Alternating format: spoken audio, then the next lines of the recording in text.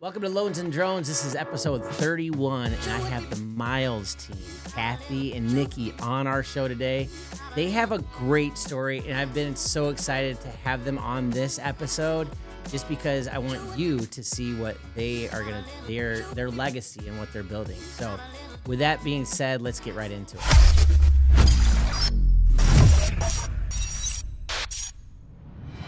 How are you both doing? Bill, we are so ecstatic to be here. Thank you for having us. Amazing. Absolutely. Thank you. Yeah, thank you. It's a pleasure. So you just came off the cruise. You have the crew did. glow. So Oh my the God, we cruise had glow. a blast. Yes, we do. How was it? We had the best time. Incredible. Really? Yeah. Yes. Where'd you go? East and West Caribbean. We were going for 3 weeks. Oh my gosh. Yes, it was incredible. So you must be big producers because that's a long time to be away. But at the same time, you know, Though we did sell one on the cruise ship. We always You sell did? when we're gone. Yes. Always, every time. Okay, It's so actually Our one phones a work. week. She Yes. left that part out. It's Yes. really Really? One a week? Always, Yes. always. Okay. I have always grown up saying every time we go out of town, we get more business, right? Yeah. That's why truly, like every single time, it's never failed me. Always the minute we land, you know, when we're supposed to go in airplane mode, it's like, hey, will you come sell my house? And she's like, Captain, you got to hold off before we sail. I got to make a call. I love it. I love it. Okay, so we're going on a cruise too, and I'm trying to unplug. So would you say that you don't unplug when you go away, or is it you? Can you ever unplug in our business? That is such a great question. Real estate is when we go into our story. Real estate isn't just what we do, it's who we are. Yeah. And we try to unplug, but let's be honest, when somebody entrusts you to the biggest investment of their life, they don't want to hear you're on vacation. Yeah. So it's a matter of, do we unplug as much as possible? But that being said, we're always available. Oh gosh. Always Okay. available. And I bet you're probably in a little bit better mood when you're on vacation too, so it's easier to sell, right? Absolutely. You know it. Absolutely. No kidding. So you closed 3 deals like on the. How do you do that when you're a real estate agent? Like when you Because we make sure that phones work. yeah. We have phones and we're able to email. So we're always available and they know that. Okay. And they love Does it. somebody cover for you, like showing houses, or were these listings? Or? Yes, yes, Okay, yes. That's cool. Yes. How big is your team? Like, how many people are on your team? Is it just you two, or is there more? Well, it's us two that you only see the front of, Yeah. but we have a whole back force team that handles things like, social media and marketing, and they do all of that behind the scenes. But to the client, they only get to meet us because they're hiring us. They don't want to suddenly be shifted off to somebody in the back. Right. So we do have several people that are behind us that have different roles, but we are the face of the And we Myles certainly team. could not do what we do at the level that we do if we did not have the team that helps Yeah. support us from the back end. Yeah, and that's so funny because we just had Matt Davis on, who is a big producing loan officer, and he said the same thing. We've had other agents too. Like, you cannot sustain a certain level if you don't have the back end support. Right. So that's a huge deal. So I've been learning that this year as we've been building is you need to have the support and have the right people to do that. How long has your team been employed with you? Well, for several years. Really? For several years, Okay. yes. So it's we're going to kind of go into our story in a little while, Yeah. but unless you want to cover it now. for it. Okay. Yeah. So the Myles team started, my beautiful mama started Yeah. the Myles team back in 1970. Wow. And back then, what was very unique is women were not exactly respected in terms of in the process. My mom wanted to write an offer on a property, and the listing broker actually told her, "You're a woman. We don't believe that you deserve a home," and literally picked a family instead of her. Oh my God. And So- mind you, I think it's important that, my mom's dad, so my grandfather had just passed away of a brain aneurysm, right? Which is why my grandma was wanting to get them a house because she's like, my 2 kids just lost Yeah. their dad. I Yeah. want to get them a house. I Sure. want to get them a yard. Her most important thing is I want to get them a yard so we can get them a dog, right? And that's when, that agent said to her, being a woman, this is not a woman's world to be involved in real estate. It should go to a house that has a man in the household. So that's actually horrific. how the Myles team came to be Wow. 66 years ago because she wanted to be the change and she wanted to be that person, that moment who she needed. And she said, I will never allow someone else to be in this position. So I'm going to be the change that the world needs to see. And 66 years and 3 generations later, here I am. Oh my gosh. Isn't that a cool That is story? amazing. So what was her first reaction when she heard that? Like, did she kind of go in and tell you like how she felt like during that? Well, keep in mind, I was little. Yeah. So it was one of these, of course, a mom never shares her heartache. Sure. Yeah. You know what I mean? It was just a matter of, okay, she just went to the next house, got her license. And my mom's theory was always, if you're not part of the problem, you're part of the solution. And she jumped in and just, at that point, it was back in the day before you even had an MLS. I mean, you had to drive around. We grew up in Western Springs. You had to drive around looking for houses. And then when the books finally came out, that was such a big deal. So my mom started way back when, and talk about a difficult road. Yeah. But again, she was a rock star, and Yeah. she just, anything she put her mind to.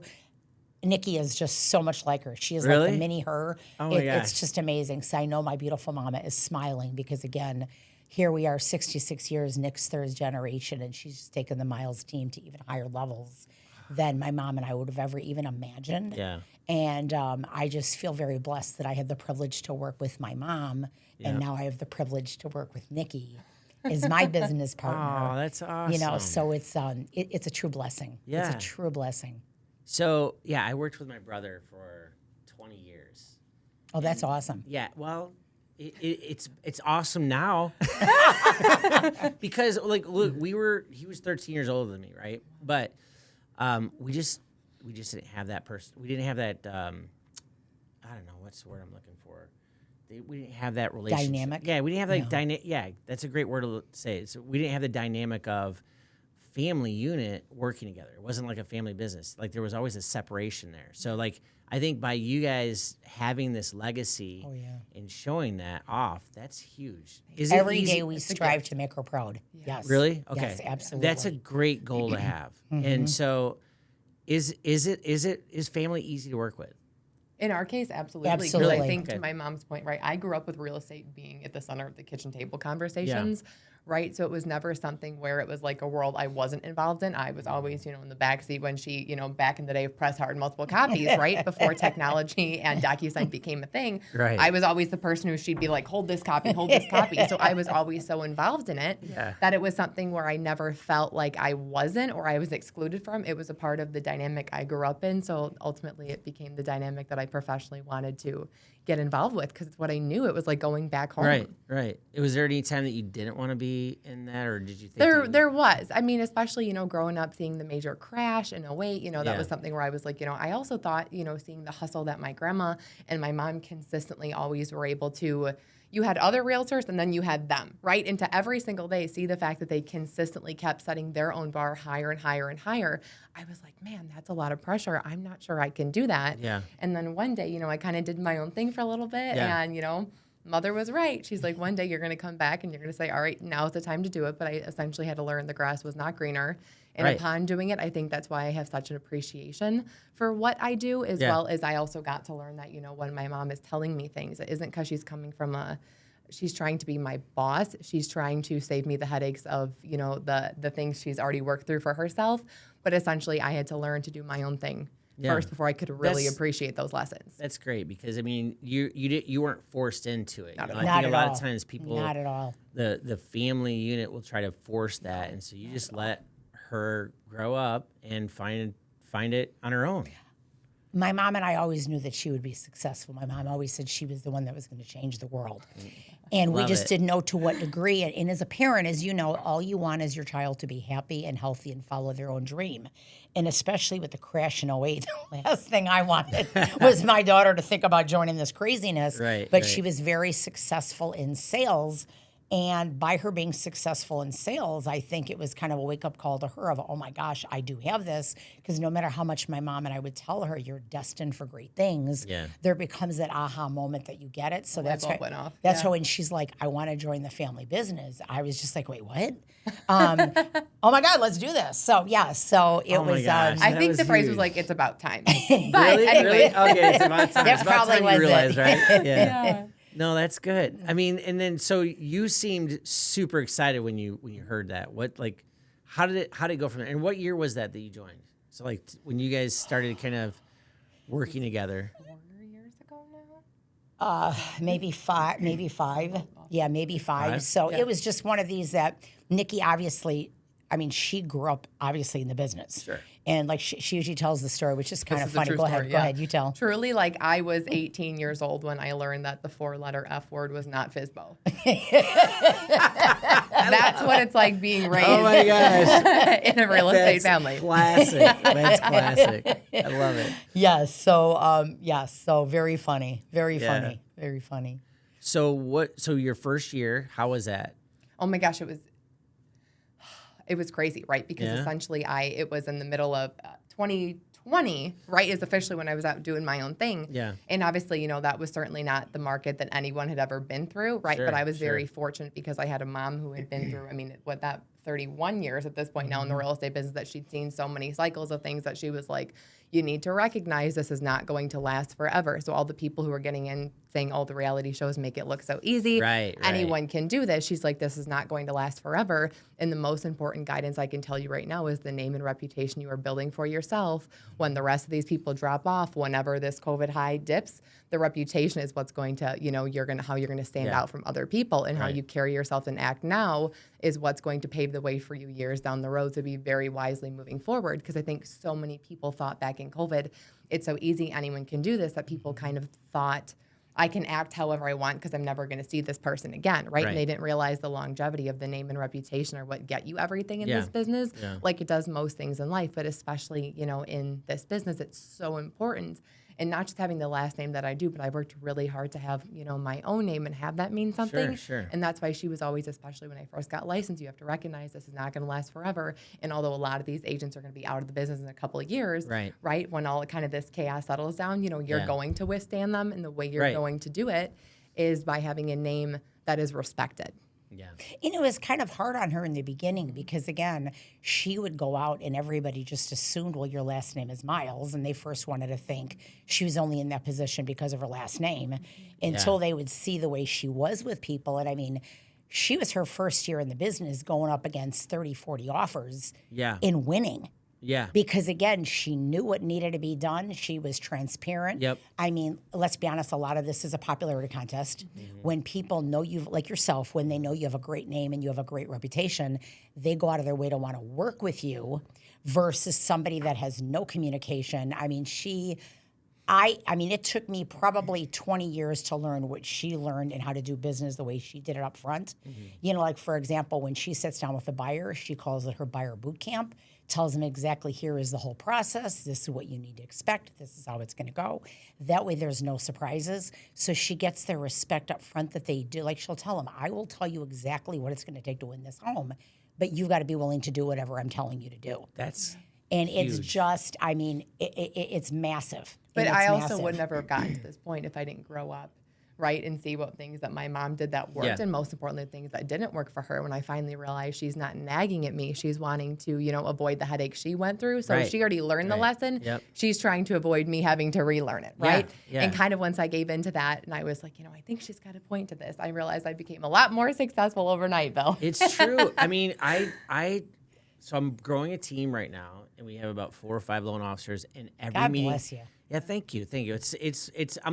I will take any advice that you both have with regards to that growth because I'm learning it. But my brother's words are coming back to me and echoing through my mind. So guess what I'm saying to the team? Everything my brother taught me. Absolutely. And it just tells you that you need to listen. And listen is an action word that you have to use in today's market. And what's so cool is when Nikki first got started, it was like, oh my gosh, you're Marge's granddaughter. Yeah. You're Kathy's daughter. Now I'm like, you're Nikki's mom. And I'm like, yes, I am. And I'm ever so proud. Because again, in this business, people come and go all the time. But the thing is, no one will ever remember what you said or did, but they'll remember how you made them feel. Ooh, that's and good, my mama taught me from minute one, and obviously Nikki, that in this business, this is the biggest investment of somebody's life. Don't ever, ever treat it like a file.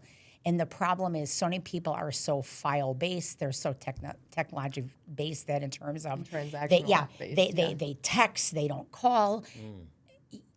We do it the old-fashioned way of you want to be able to talk to people. You want to be able to build that rapport. I have to say, I think the most important lesson my mom has ever taught me is simply and she says it all the time. And now it's so funny because I catch myself saying it, and I'm like, oh my gosh, Bill, I've become my mom, right? The day has happened. It is here, but I couldn't be more honored for that to be the case. But it simply comes down to is people don't care how much you know until they know how much you care. Wow. Right? Look at that. And when you take that and apply that to every aspect, it's crazy what comes back. Wow. That's awesome. So in this market, we're starting to see the uptick of multiple offers. Right.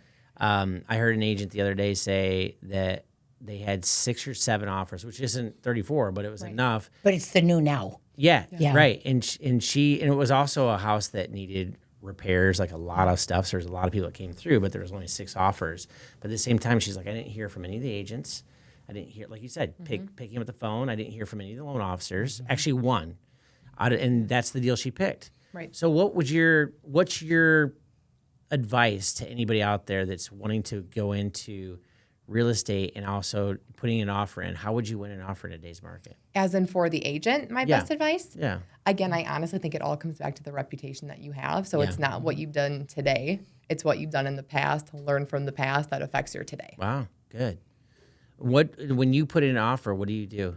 Like, what's your the most MO? important thing, right, is I always call the agent up front to get whatever intel they're willing to share. And a lot of times they're so surprised because, again, nobody calls that they're like, oh, my gosh, you're a live person. And I was like, I am, I'm not a bot. I know. I'm not a bot. And then when they're like, you can talk, I'm like, I can, and you should meet my mom, right?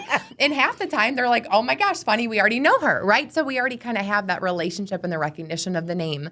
But essentially, I think just the most important thing is how you carry yourself. And especially, I'm a very straight shooter. This is how it works. I'm fully transparent from the beginning. And I'm always telling people, listen, right? I kind of refer to it as, I sell real estate. I don't partake in circuses, right? So I'm not going to bring the red flags. I'm not going to bring count the clowns or the monkeys. This is how it's going to be. Yeah. I'm very upfront and transparent from the very beginning. And I think a lot of agents have massive respect for that. Mm-hmm. And again, I'm always never going to tell someone something later I didn't tell them up front. So it's like, listen, if this is reality, what my offer looks like, 99% of the time it's wonderful, but sometimes there's some things where it's like, I can't change this, or maybe my client cannot go any higher. There might be somebody who is willing to go higher, but I guarantee you I will get the job done because it's not just me, but it's also, if it's not cash, it's going to be the loan officer, it's going to be the attorney. Mm-hmm. So there's so much more, and I think so much of that can be lost if you don't have that voice-to-voice conversation. Because I think, that's when you start to know you, like you, trust you. And all of that comes from separating yourself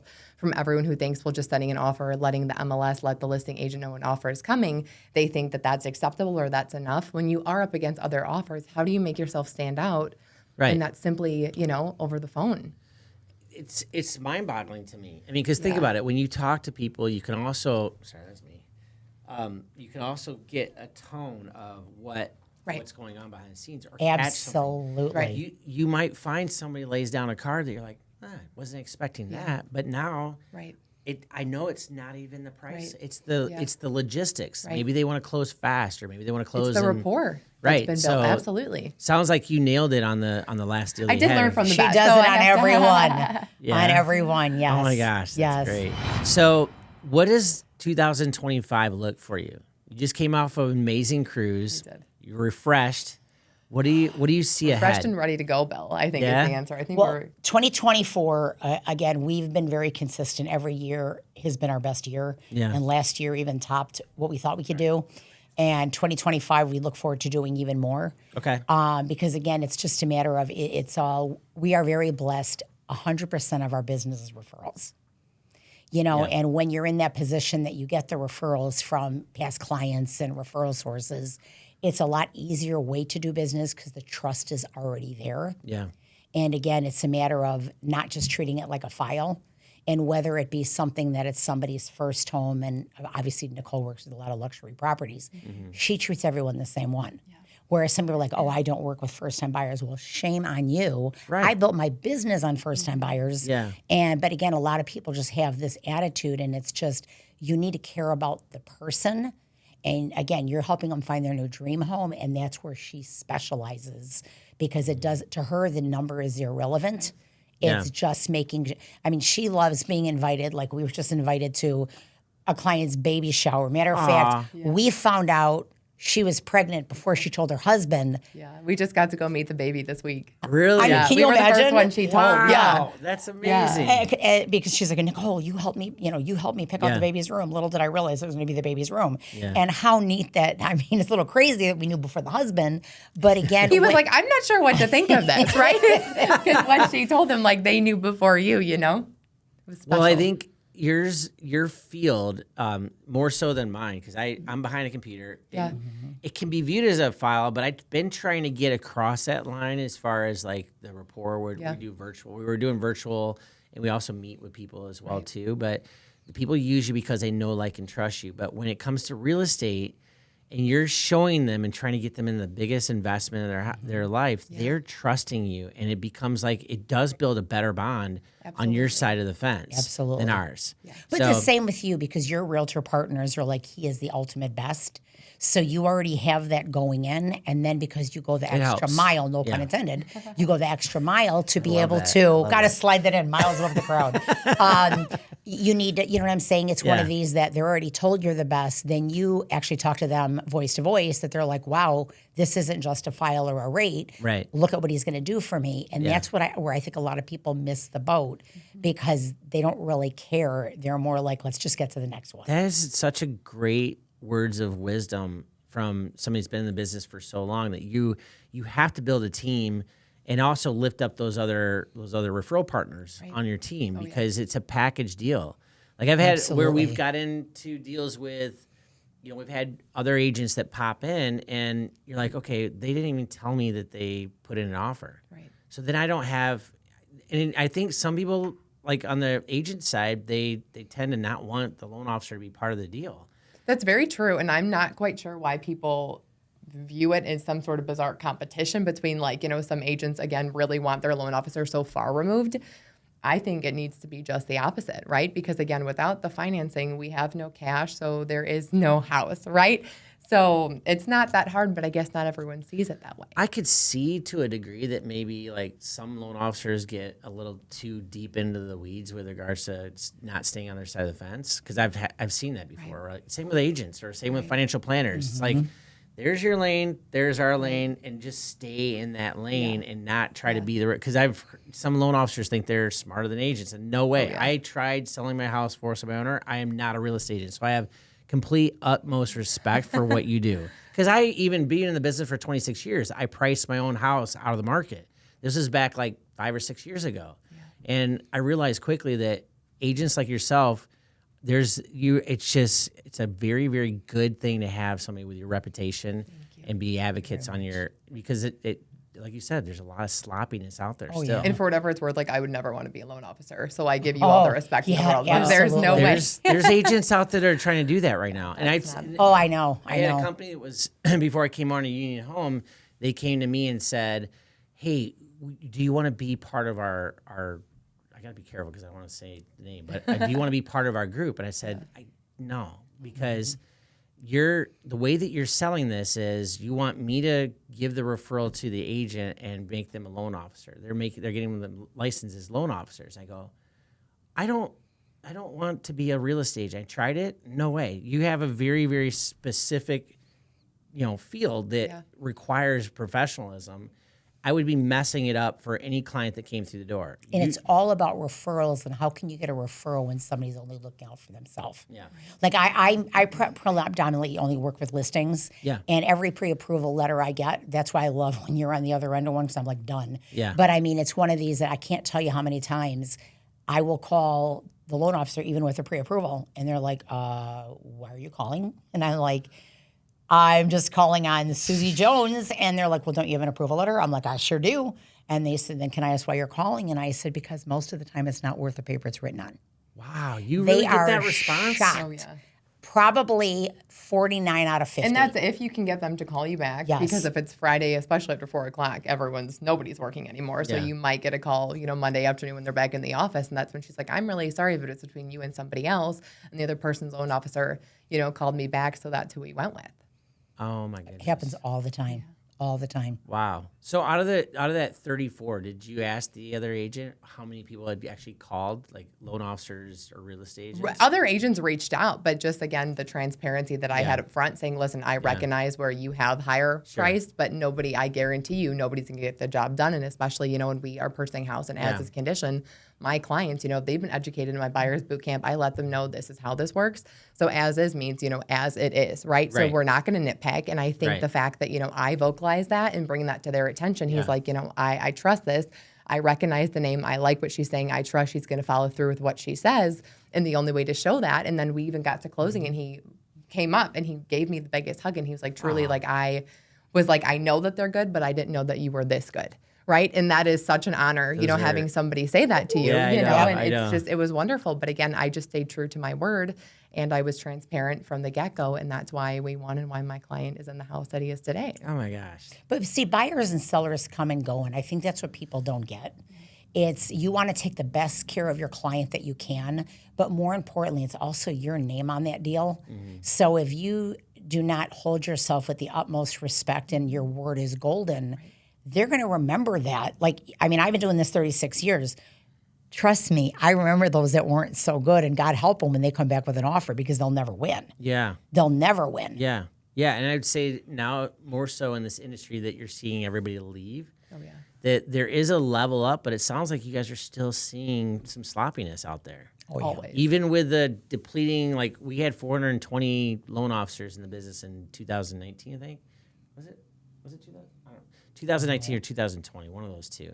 And now we're at 93,000 that have just renewed. So that's going to go even down to a lower number next year just because the rates have popped up. The market's become harder. Right. But you're seeing a level up, and I said this on one of my other episodes, you're seeing a level up of service. Right. And you guys are getting busier, and you're seeing the cream always rises to the top. Yeah. Now we're at that point in the episode where we basically just asked 3 random questions. Kind of like speed dating. So these are fun questions, but I probably already know the answer, but if you could be anywhere in the world today, where would it be? A cruise ship. On a cruise ship. So you guys are cruisers. Absolutely. You're that's how you do vacations. Yes. It's just, there is nothing more special than family time. And even though we're still doing a little bit of work, it's funny how people they go from having their margarita into real quick about a deal and then they go back to whatever. It's again, it's not what we are, but it's who we are. And the fact, and then you kind of go back to no salt on the next margarita. You know what I mean? It's kind of like you can do that, but that is our ultimate one-on-one family time. And I think the best part about it is especially since we were on there for 3 weeks, we got to know a lot of the people who worked on the ship, you know, and they would see us on the phone oh, they're selling a house, I'll come back later, you know? The fact that we pick up the phone and they immediately, associate with that. It's just, it's special. Did you sell anybody to anybody that was on the cruise ship? Was there anybody that you said, hey, they might be looking for a house or? Well, Nicole got a couple of people that they're like, well, we're going to want to sell our house in whatever the state they're in. Really? And she's like, no problem. I'll refer and you to somebody. And actually, a past client, not this time, but actually a year ago, he lived in California, but he wanted an investment property in Chicago to do an Airbnb. So we helped him out. So not this most recently, but, in the past, absolutely. Yeah. Because that's one of the cool things I remember about being on the cruise ship that I went on a long time ago, that we actually had relationships that lasted after the cruise. Oh, yeah. So that you become friends with these people, especially if you've been on for 3 weeks. I mean, you just know the people. You do, That's some awesome. You can't wait to hug. Others you can't wait to escort their luggage off and say it's waiting for you at the pier. Time to go. Right. Not everybody's likable, right? Absolutely. So, all right. So, as far as food goes, let's just keep it on the cruise theme. Okay. What's your favorite food on a cruise? Or maybe anywhere. You can do anywhere too. Oh goodness. I love filet. Really? That is my ultimate favorite. Yeah. Steak. Yeah, I love steak. I love that. Yeah. But I love more like Wildfire and Gibson's quality. Yeah. You don't necessarily get that on the cruise ship. Yeah. But they're really great. Alcohol makes up for it. The nice wine. It blends the taste a little better. Yes, exactly. Yeah. I'm probably going to have to go with the gelato. I think that's fun. That's not something I treat myself to very often here. So that's kind of something that is saved for vacations. And so, but I guess most people don't get to, eat it for 3 weeks straight. So even with the vacation, that's a long time. Yeah, that's awesome. So, that's cool. Yeah, so Gibson's is a good one for me. I'm trying to think. There was somebody else. I think Zaza's has got some pretty good stuff too in St. Charles. So if we have to get together, outside of the podcast. Oh my God, with Laura, absolutely, Yes. And then absolutely. we'll have to go out to dinner somewhere. We'll take. Oh, St. Charles Place is a good one too. They have really good prime rib, and then they have a ribeye that's out of this world. Oh, that sounds amazing. So, So the last question: if you could meet anybody in today's world for maybe that steak or gelato, who would it be? Walt Disney. Oh my God, absolutely. Walt Disney. Oh my God, that absolutely. came up really quick. Yes, Absolutely. yes. Yeah. Okay. Look at someone who, he essentially, so I worked at Disney after college, and, Okay. not many people know this, right? But Disney originally came about because he wanted a place where he could take his young daughters, that he could go simply and have family time and build those memories together and have that time together, which is Yeah. how Disney World came about, is he simply wanted to have a place where families could go to cherish their time together and make those memories that are going to last forever. So just the legacy that he created off of doing something, of helping others, Yeah. right, I think is so inspiring. And then recognizing the absolute empire that it is today certainly is not something he ever had intentions of building it up to. Right. He simply, the core of it was just family time, right? And I think that that's such a beautiful trait that it would just be such an honor and privilege to get to know him. And then when Wow. Nikki was young, Yeah. because back in the day, you could only go. Keep in mind, they didn't have cell phones. Sure. You didn't have computers. Yeah. So we would only go away in January because you couldn't afford to go away the rest of the year. It would cost you too much in business. Mm-hmm. So we used to literally go for 3 weeks in January. My mom, Nikki, and I did Disney World. Really? And the memories that we built, that's why I would just love to thank Walt for the amazing memories that Nikki, my mom, that's and I have awesome. had. Yes. Wow. Well, we're going on a Disney cruise. I in a know. couple We're so days. We're coming in your excited. luggage. So, yes, so when you say that, I'm just letting it sink in, because one of the things we're excited Cherish it. about is seeing the excitement of our kids.